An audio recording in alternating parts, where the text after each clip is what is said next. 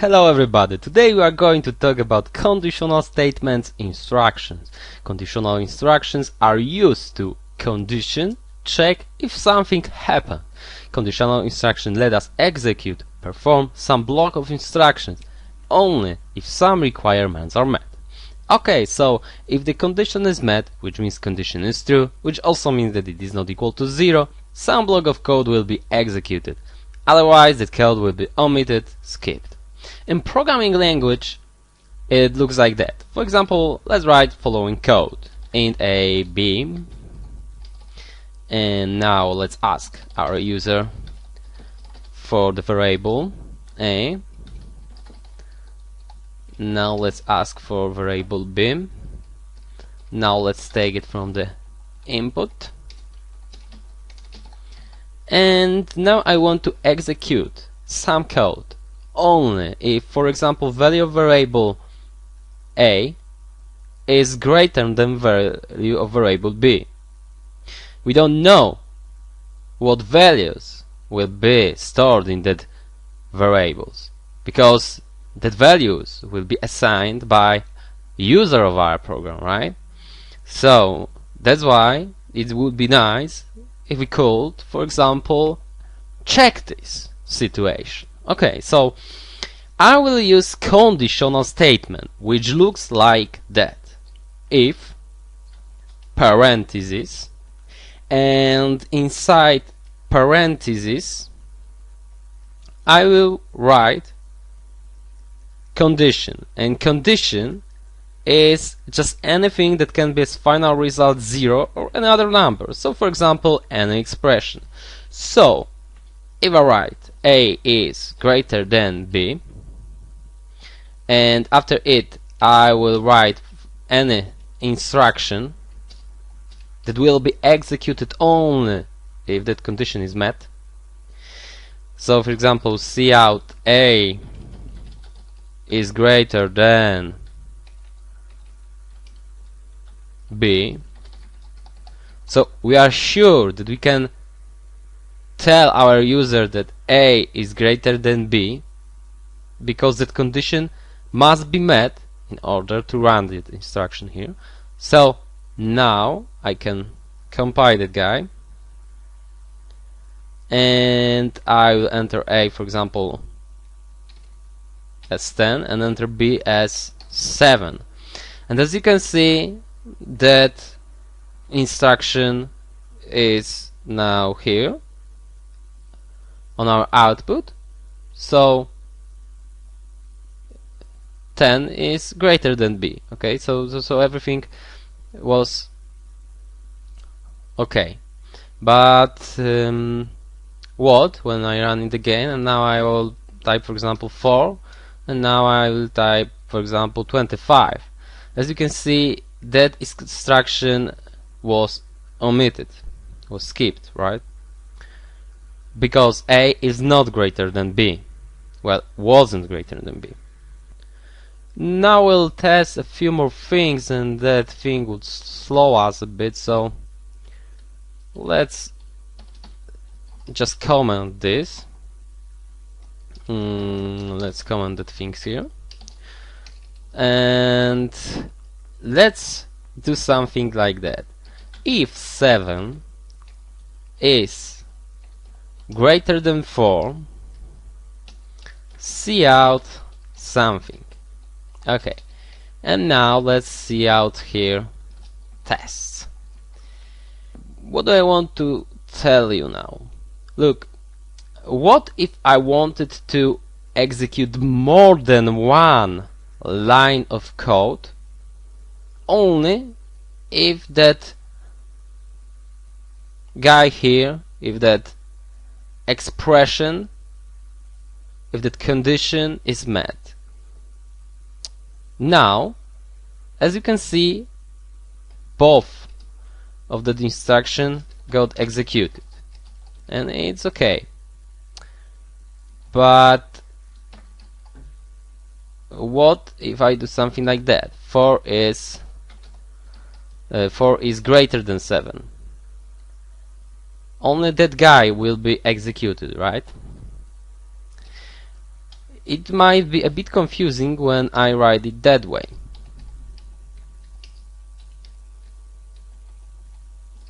Still, only that guy will be executed. Test.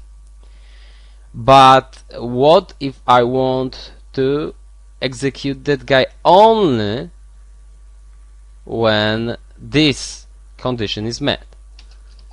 I need to use something like brackets. Brackets are used to group many instructions. So as you can see, we have got here brackets, opening one and closing one, and that brackets are used to group that instructions here. That brackets here, opening and closing one, are here to group that instruction here. Because of that brackets, that two instructions here are treated like the one instruction. That's why now when I build this program, as you can see, both instructions weren't shown. Okay, now as I said earlier, anything, right, that is not equal to 0 is true. So condition above is surely not equal to 0.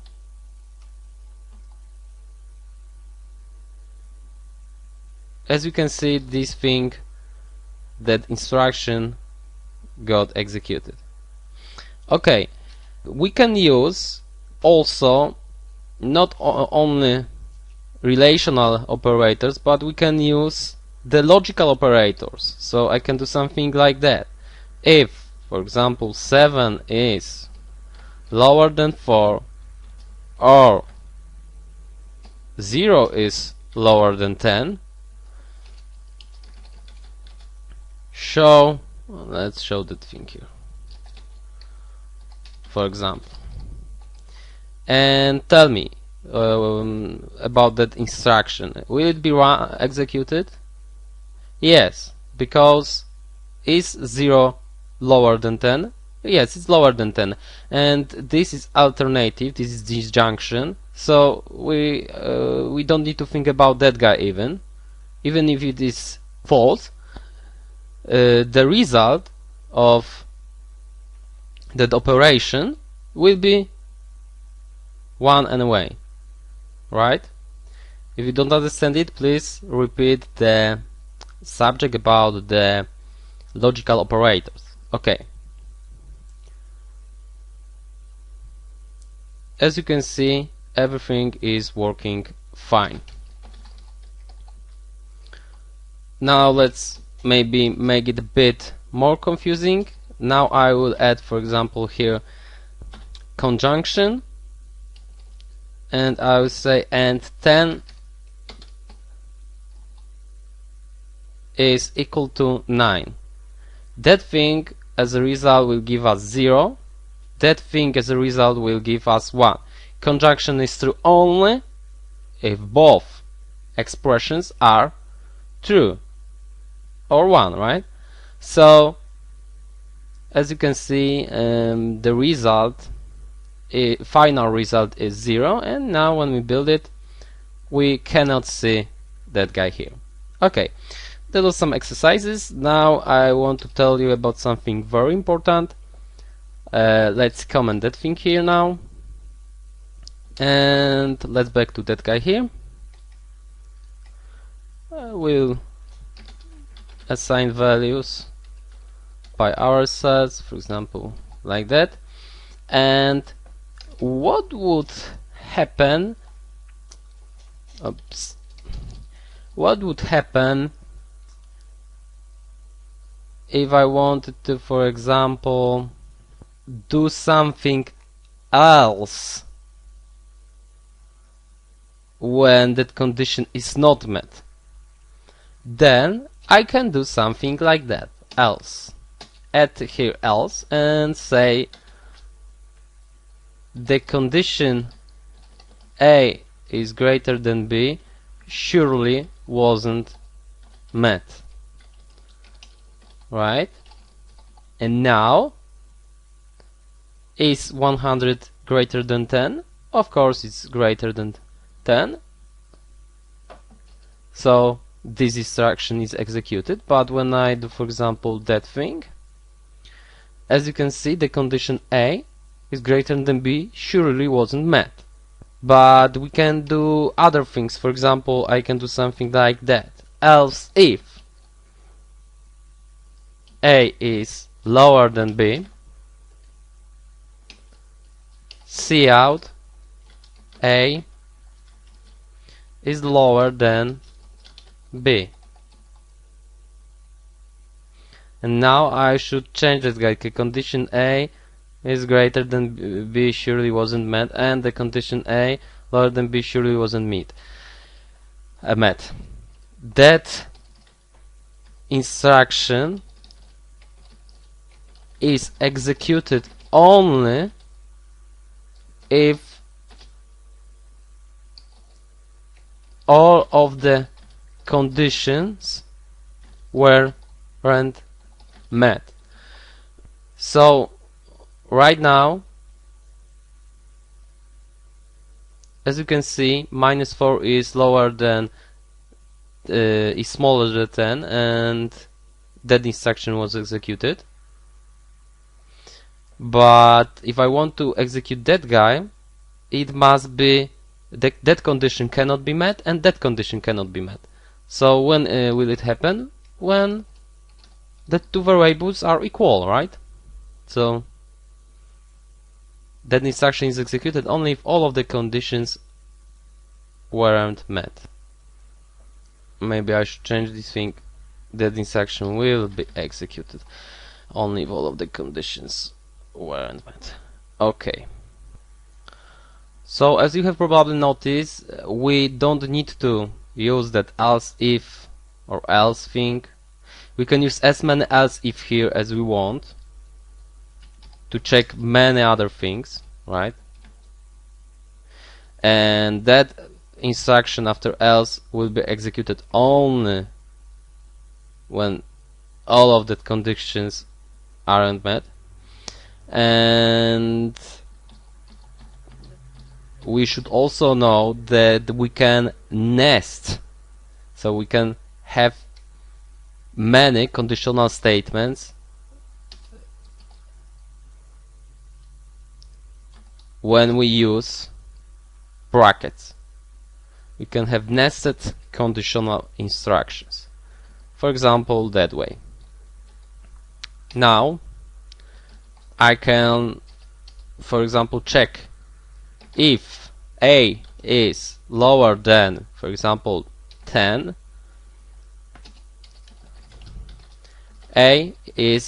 smaller, A is smaller than 10.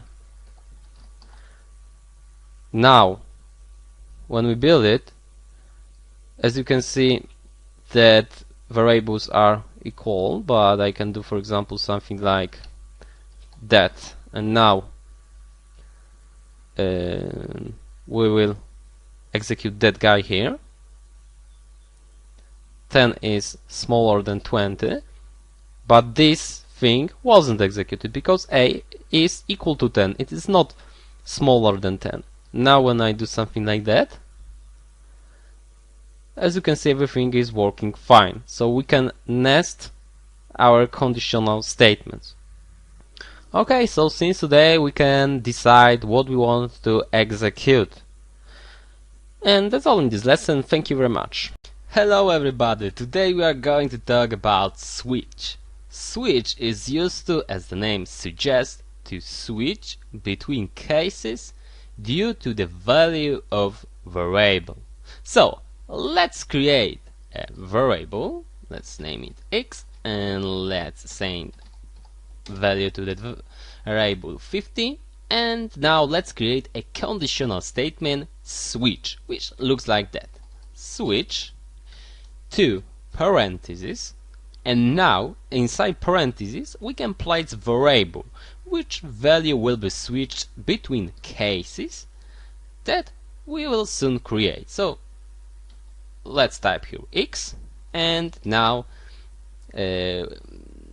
let's open body of switch by using curly brackets, opening and closing one, and now we can create cases that may happen. For example, case 0. So for example, this is a place for the instructions that will be executed when switched value is equal to 0. Okay, now let's make another case. For example, case 25. This is the place when it's 25. Now case 50, 50, and now I will type default here, not case this time, and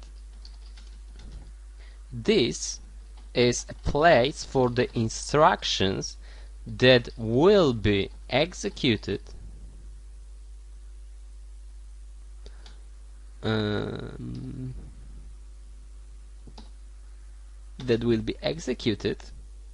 when value of switched variable is not equal to any case. So that instructions here will be executed in our situation when variable x is not equal to 0, 25 or 50. Okay, and now let's compile it. Our x is 50 now, so what will be executed? That thing, right? For sure. And as you can see, instructions after cases 0 and 25, so that guy and that guy, wasn't executed, but case 50 was executed, so it's good. But what's wrong here? That's weird.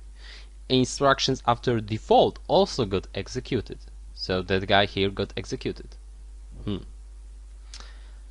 Why? Because switch works like that. Oh, here I have variable x. Let's switch it between cases. Is variable x equal to 0? No. So let's skip that guy here and let's check next case. Is variable equal to 25? No, it's not. So let's skip that guy and let's go to the next case. And is variable equal to 50? Yes, it is. So let's execute every instruction to the closing curly bracket. So it will execute that guy and it will execute everything below until it meets with the curly bracket.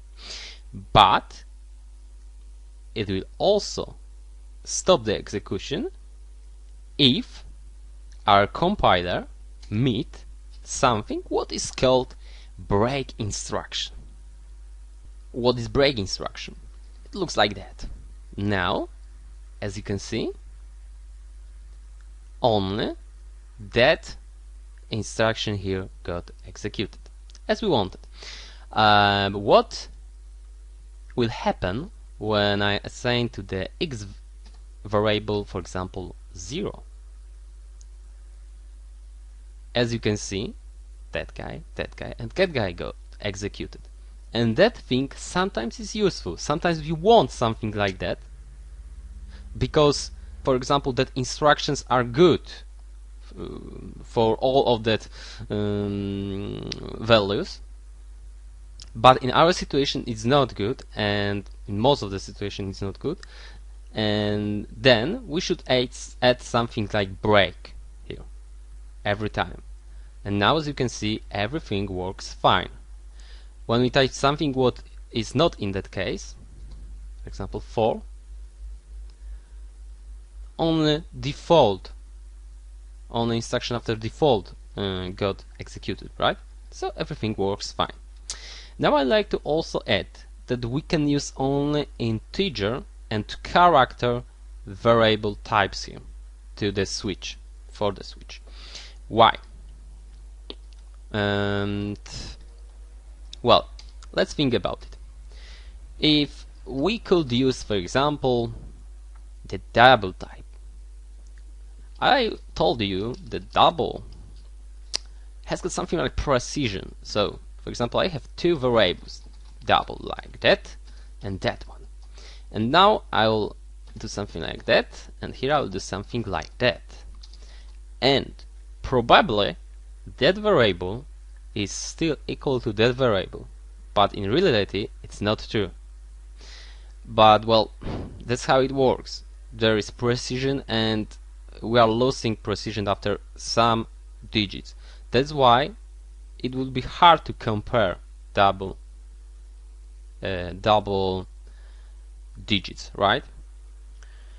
We can use here characters, but why?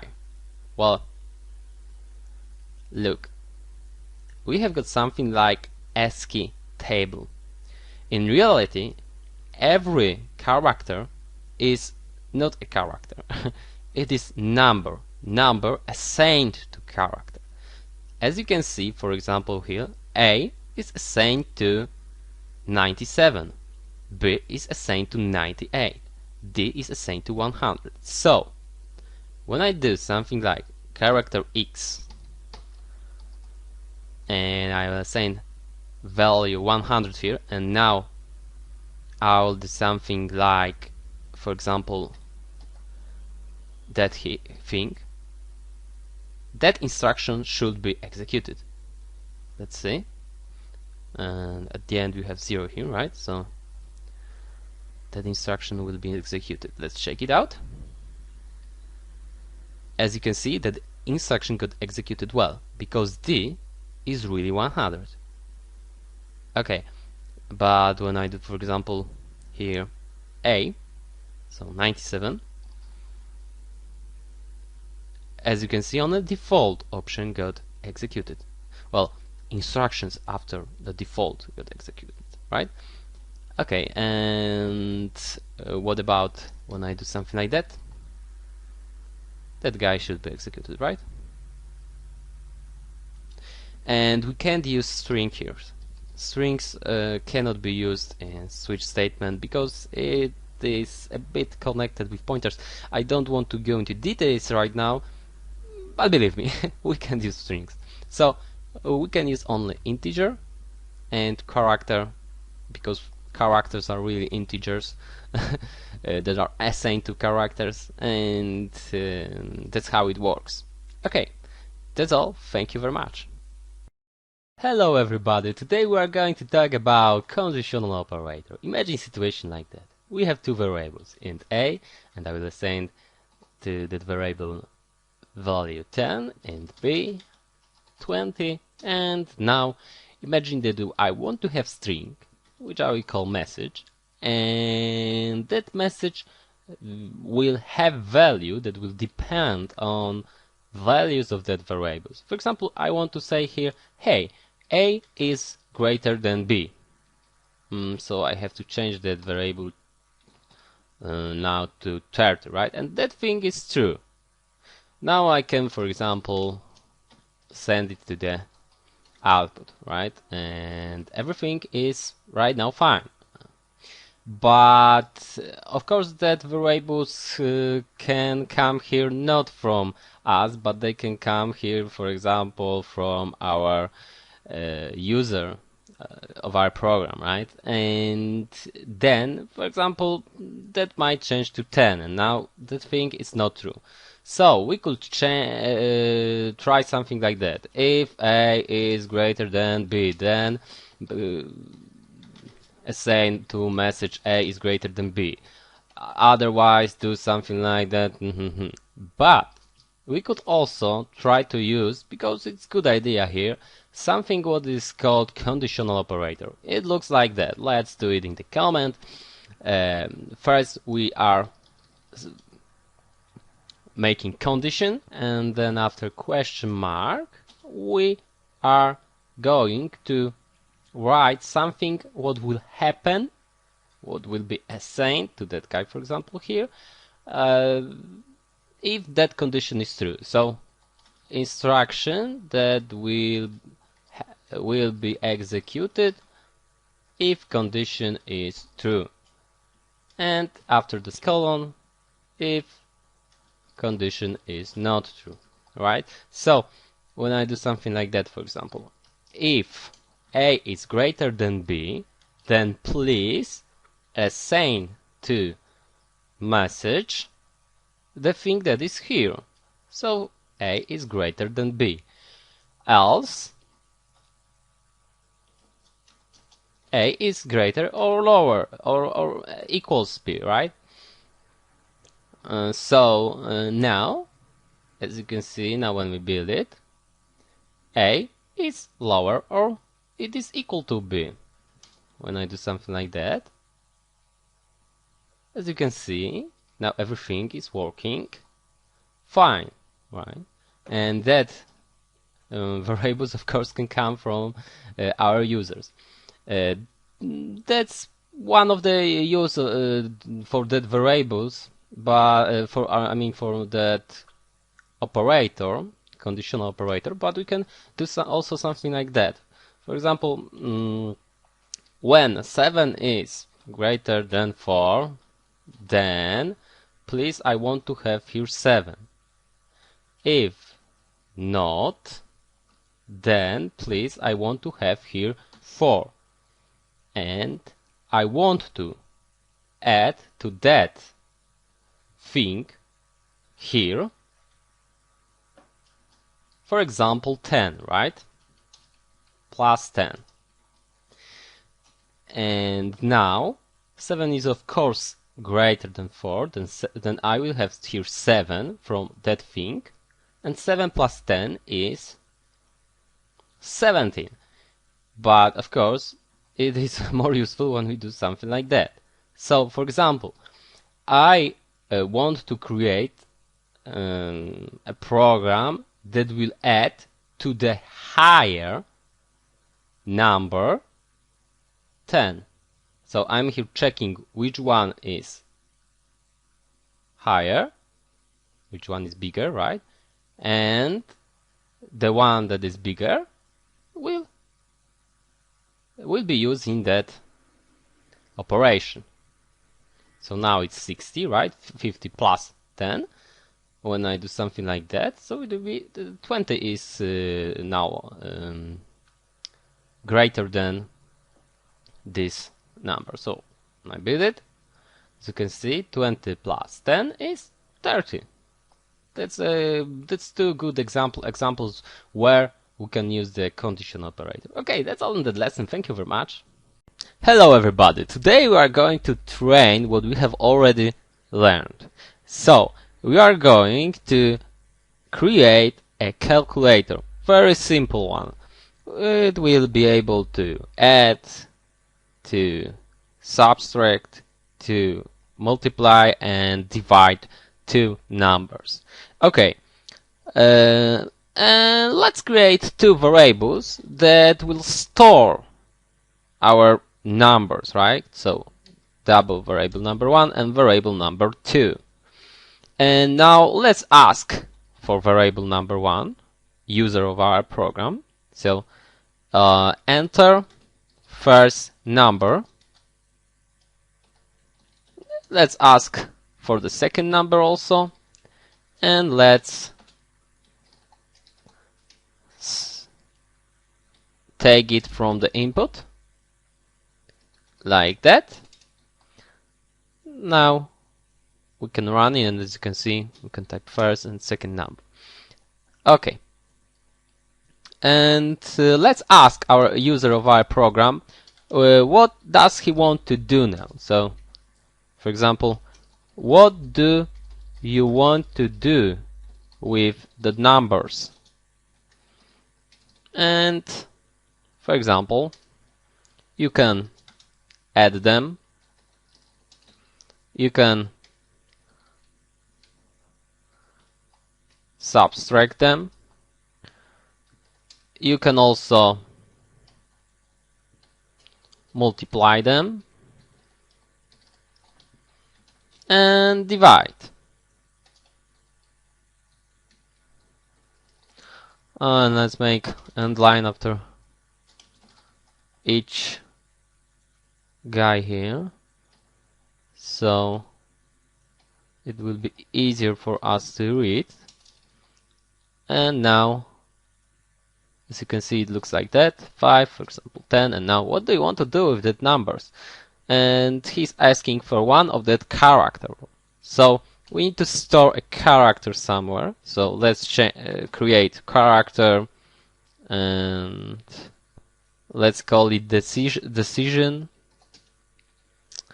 And let's switch that decision.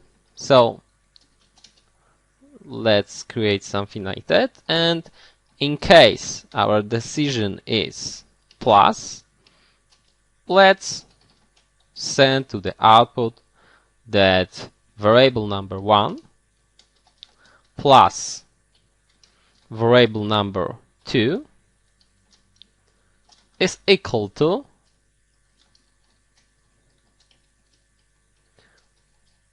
variable number 1 plus variable number 2. So we are using the arithmetic operator here. And let's make break here.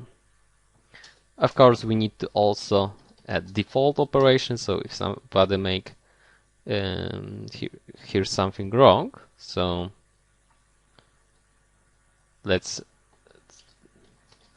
say to him, you type wrong character, for example. Let's check if it's working. Of course, we have to add here a column. For example, 10 and 5. And of course, I mean to take the decisions for it. Now everything will be fine. 10, 5, and he's asking what we want to do with that. I want to add the two numbers, and as you can see, everything is working fine. Cool. So let's do now other cases.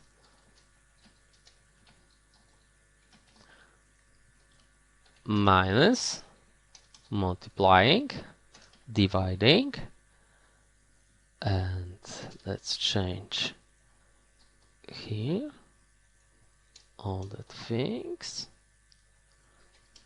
and divide.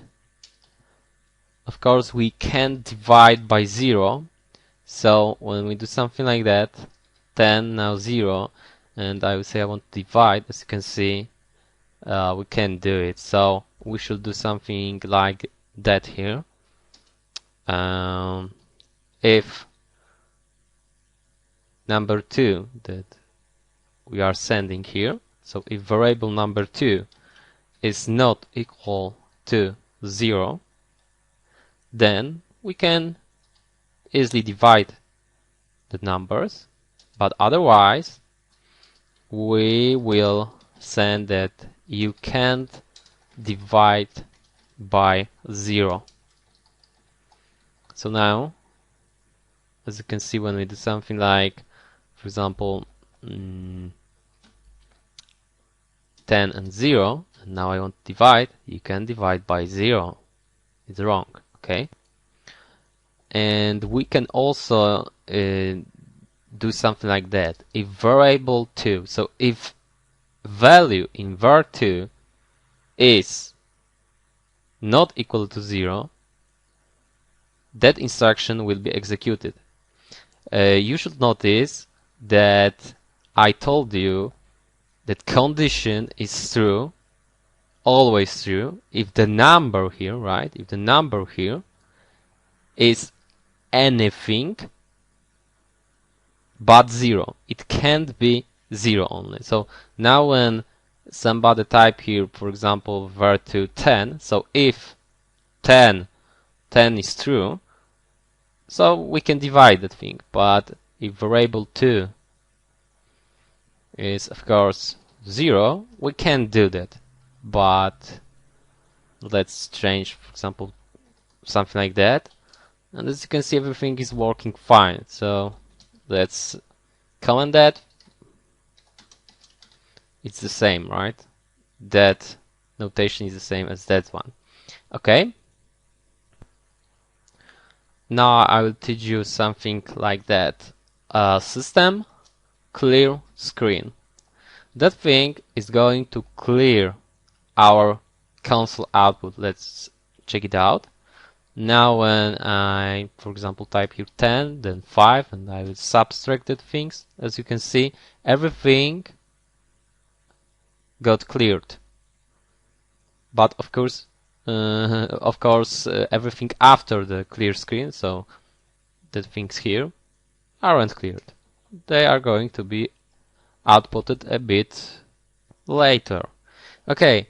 So maybe we should also do something like that. Hey guy here, do you want to continue that program? Yes or no? We should ask something like that because maybe that guy don't want to run every time that program again, right? And let's create character decision to here, or we can use that guy here also, but let's create another one and let's take him here, scene the decision 2, and if our decision is equal to yes or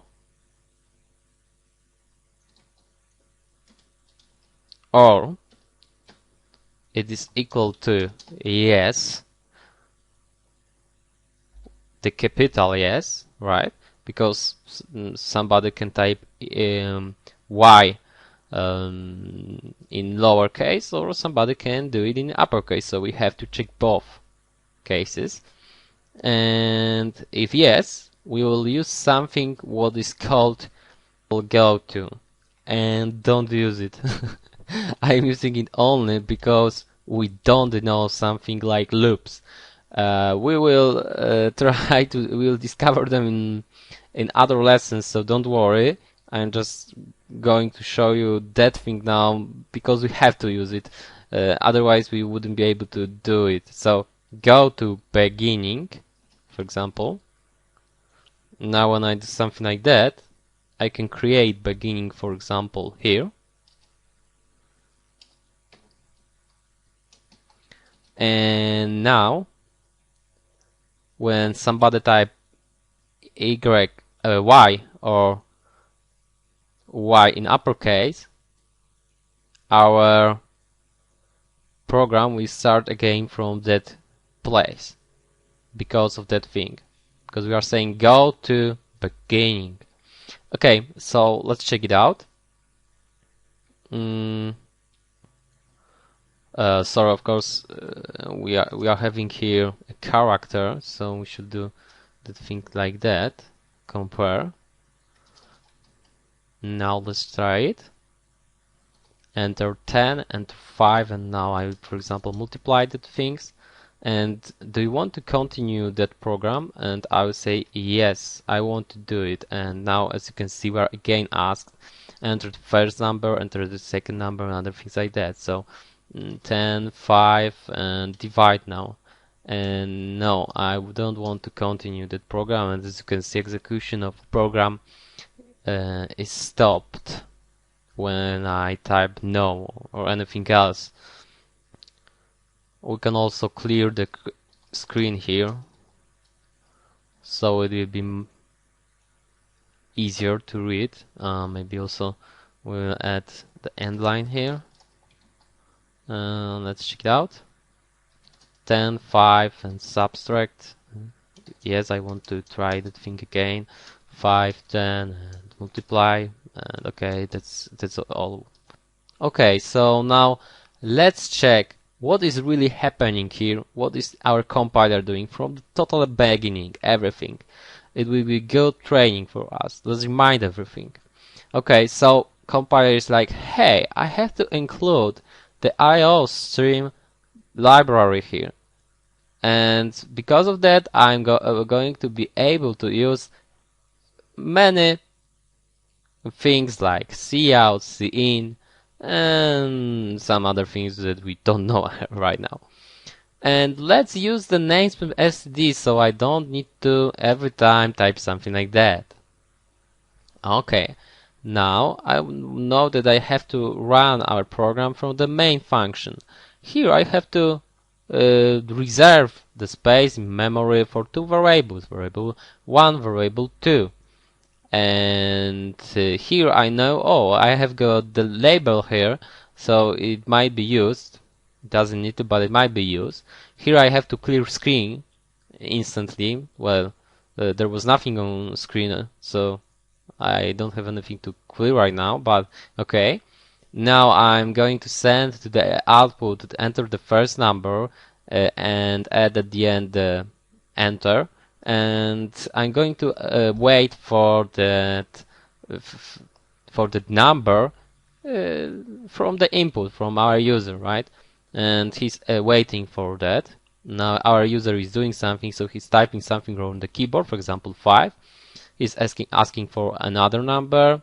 Our user is typing it, and now he's sending the output all the things here, and we are waiting for decision of our user, and we are also clearing the screen again.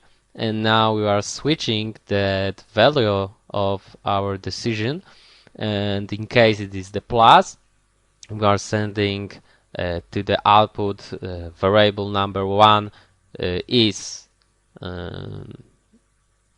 equal to plus variable 2 is equal to variable 1 plus variable 2, and in case it's minus, we are doing that thing. In case it's multiplying, we are doing that thing. In case it is dividing, we have to also check if that variable, if the second variable is not equal to 0, because we can divide by 0, so we are checking that thing here. And if somebody types here something wrong, other characters, we are going to type the wrong character. And here we are again asking, do you want to continue that program? And our user have to decide. And if he decides to continue, our program is going to again run from that place. And please, again, don't use that thing. I know that you are like now, wow, it's so cool, go to wow. Please don't use it, because when your programs will be longer, for example 500 lines, and you will use more than 5 of that guys, it's almost impossible to read code like that. There are other better ways to do that things, but we are just right now training. We don't know everything about the C++ language. Don't worry, we'll know better things. So that's all in this lesson. Thank you very much.